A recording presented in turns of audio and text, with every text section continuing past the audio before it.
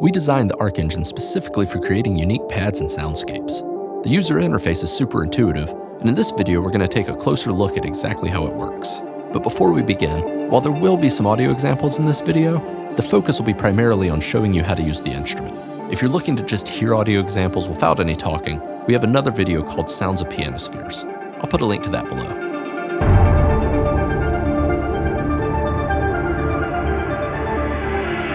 When you first open ARKE Pianospheres, you'll be greeted with this walkthrough tutorial. You just click through, and it'll show you where the snapshots are, how to install them, and then it'll give you an overview of the interface. You can of course skip this at any point in time, which is what we're going to do. And if you ever need to get back and just get a refresher on anything, you can just click down here on the question mark, and then hit replay walkthrough. And that'll open it back up, so it's super easy to get back to it later. So this is the first patch you'll see when you open up Pianospheres. To give you a quick rundown of the general workflow, basically you choose a sound source in this section here, then process that source using these four modules, the most significant of which is the Bloom module up here. Bloom musically shapes the source and defines the general character of the final sound. So in the source selection area, we've got three playback modes: keyboard select, menu select, and layer matrix. Right now, we're in menu select mode, so you can select different sources right here via the drop-down menu, or change the selection with these arrows. If I click down here, I can change to keyboard select mode. So in this mode, you select different sounds by playing different keys on the keyboard. Every sound is mapped to a different key, and this is really good for just quickly going through and trying out different timbres.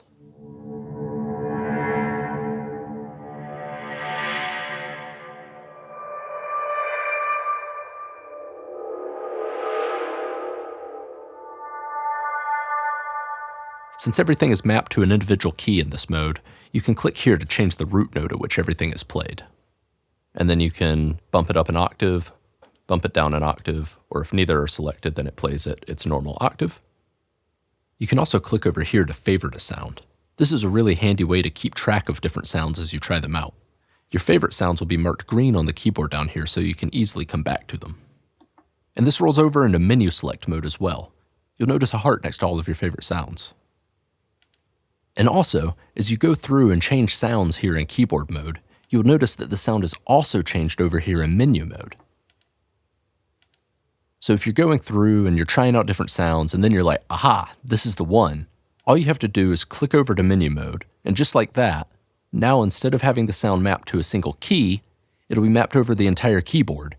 So now you can play different pads and chords and really start to experiment. And also we have a button over here for glide, and this will turn on a monophonic glide effect that's great for synth leads and that kind of thing.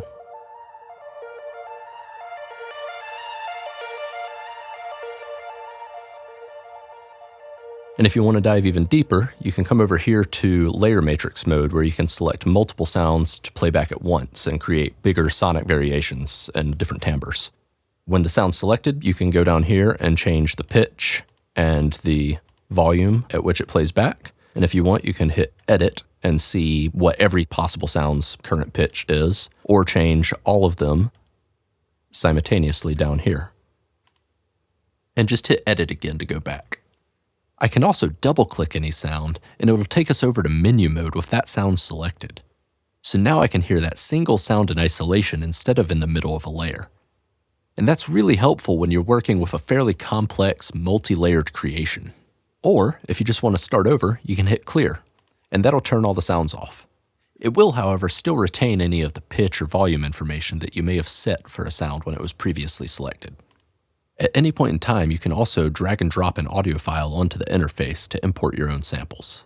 ARKE will automatically detect the root note, but you can also adjust it here, turn loop on and off, and adjust the start time of the sample right here.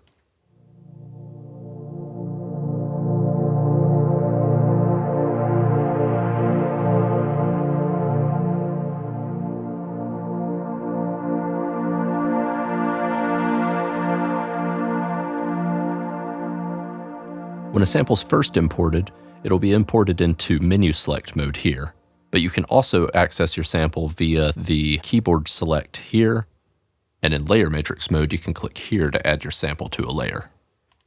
Also, down here while we're at it, we've got the instrument settings. So here you can change the pitch bend setting, and then also which MIDI CC is attributed to the bloom knob over here, which we'll talk more about in a second, and also the depth knob for movement. By default, that's mod wheel for this knob and expression CC11 for depth. We'll talk more about that when we get there.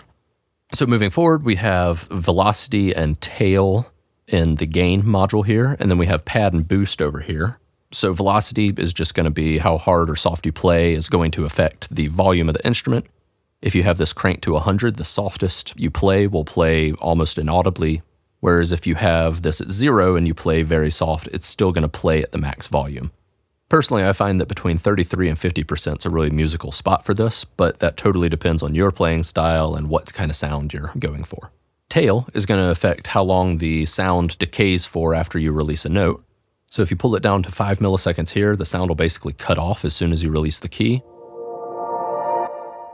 Or you can have the sound trail out for up to 8 seconds. And then over here, we've got pad and boost. When pad is selected, there's a -6 gain reduction applied. If I turn pad off, now we're at 0 dB for the gain. And then if I turn boost on, that's going to boost the gain by 12 dB. You can also get finer volume adjustments with the volume up here on the header. But it's important to know that the pad and boost settings here are earlier in the signal chain and can really affect the sound of the instrument in some cases. Moving on to bloom, this is really the core of how the instrument takes the sample and turns it into the musical expression you hear when you press a key. So the core function here is the rise and fall knobs, and this adjusts how long it takes for the bloom to start, get to its peak, and then fall back down to 0. There's also an indicator over here to give you a visual representation of how the bloom is rising and falling. Then over here, there's a control for body, and in this case, body is just going to really attenuate the low mids and make the sound either thicker or pull it back a little bit, which can be really handy in some situations. Now, the cool thing about this knob is that it actually changes function depending on which bloom character you have selected. So there's a lot of different characters you can choose from here that really have a big effect on what the overall sound of the instrument is like. So if I go to bold, you'll see that this knob now is called dirt, and that really just adds a little bit of grit to the sound.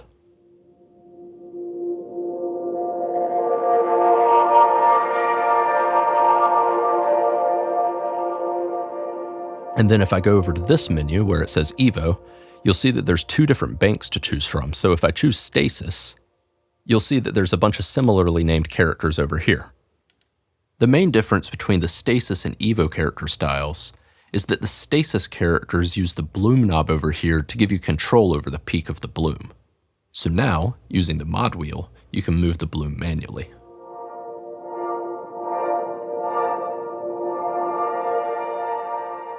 Then over here with these buttons, I can change how the rise and fall knobs work.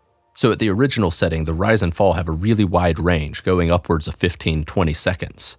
But when I go to the short articulations here, you'll see that rise now only goes up to 100 milliseconds, and fall only goes up to 1 second. So this gives me a lot more fine-tuned control to make shorter, pluckier sounds.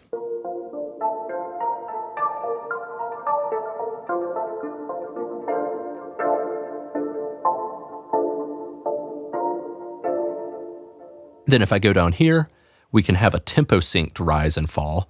So in this case, we've got 2 bars and 4 bars, or I can go down maybe say just quarter notes, eighth notes, and use the multipliers to fine tune it from there. And lastly, if I click this gear icon over here, you'll find the velocity control. So I can use velocity to control how big the bloom gets. At 0%, the bloom will always go to its highest peak. And if I crank this to 100, when I play really softly, the bloom will barely move at all. And over here, I can adjust how much the rise and fall of bloom will affect movement down here. So movement adds some really interesting motion to the sound. And when bloom to movement is set to 0, the movement will always be audible.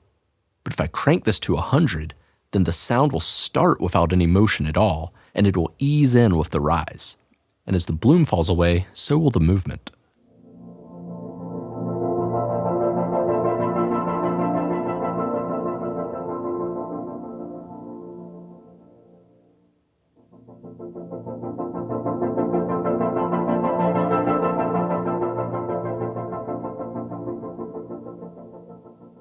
This This really just adds a touch more life to the movement.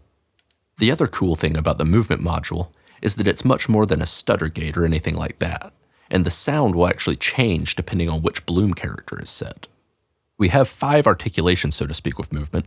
This has more of a sharp attack to it. If I go over here, this kind of chops the sound. This is more of a pulse. And then these will create a wave-like motion to the movement. Then the depth knob controls how much of the movement you hear. And again, you can use expression or whichever MIDI CC you want to have manual control over the depth. And lastly, speed lets you adjust how fast the movement is in relation to your project's tempo. You also have triplets to choose from in this case. And moving down to space, we have a delay and reverb that really polish the final sound. We have 10 different characters to choose from with the delay, ranging from traditional ping-pong styles to some super modern and spacious effects. And over on the reverb, we have 4 different characters to choose from there, ranging from large cavernous spaces down to a more intimate studio setting. Over in time, we can change the speed of the delay.